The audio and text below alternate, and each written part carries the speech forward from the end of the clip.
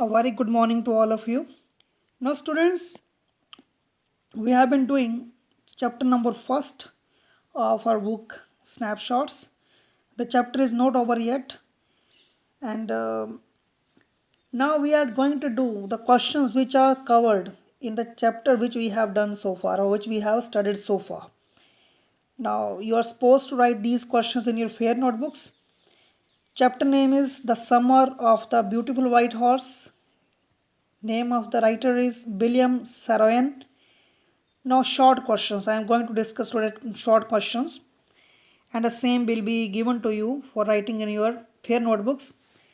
Question number 1 is, what is the narrator's mood when he begins the story The Summer of the Beautiful White Horse? So we also come to know in the beginning of the story the narrator is in a mood of nostalgia. Nostalgia means he is thinking about the past things. He remembers the good old days when he was 9. Now he's remembering those days when he was 9 years old, and according to him, those were good old days. In fact, he wants to make a comparison that today the situation is entirely different from the one which was at that time when he was 9 years old. At that time, the world was full of imaginable kind of magnificence. World was full of a imaginable kind of magnificence. Life appeared to him as a delightful and mysterious dream. This was question number 1. Question number 2 is, what was the narrator's immediate reaction when he saw his cousin Murad sitting on a beautiful white horse? When the narrator saw Murad sitting on a beautiful white horse, he could not believe it.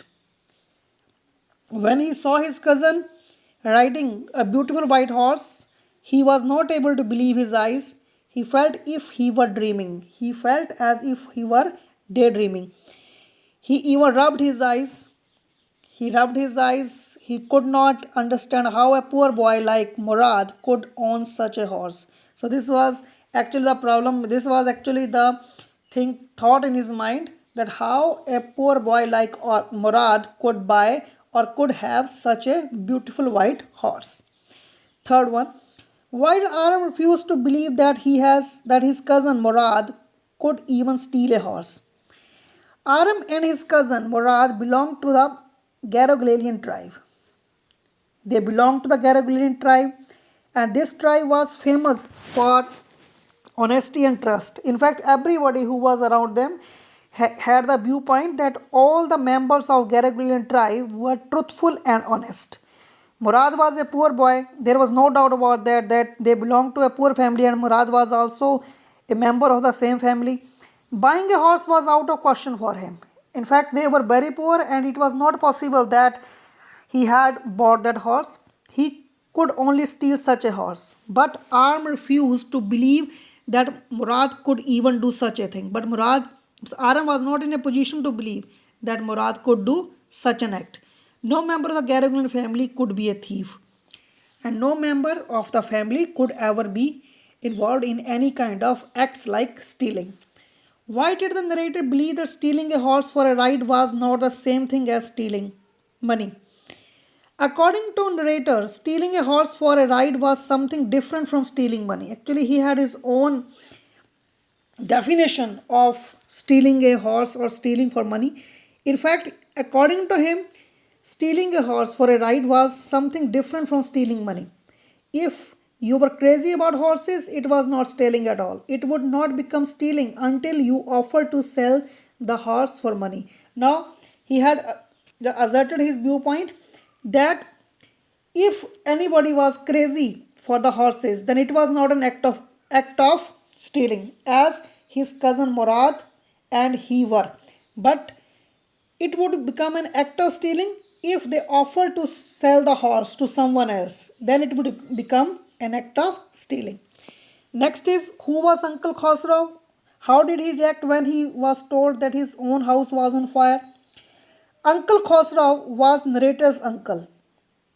Narrator, I have already told you, Aram is here the narrator. He was considered crazy. Everybody around him considered him crazy. He was a huge man with an irritating and furious temper. He was irritating and had a furious temper. When his son gave the news that his own house was on fire, he roared, It is no harm, pay no attention to it. In fact, he was a person having irritating and furious temper, and he used to utter a refrain. He used to utter a refrain, it is no harm, pay no attention to it. Whatever the case is, or whatever the other person is trying to speak, he used to speak these lines, it is no harm, pay no attention to it. Describe the narrator experience when he rode the white horse alone. The narrator had a frightful experience. It was a terrible experience for him when he rode the white horse alone. He kicked into the muscles of the horse. He started kicking the muscles of the horse. It snorted. Snorted means breathed noisily. Then it began to run. It ran down the road to the vineyard and began to leap over the vines.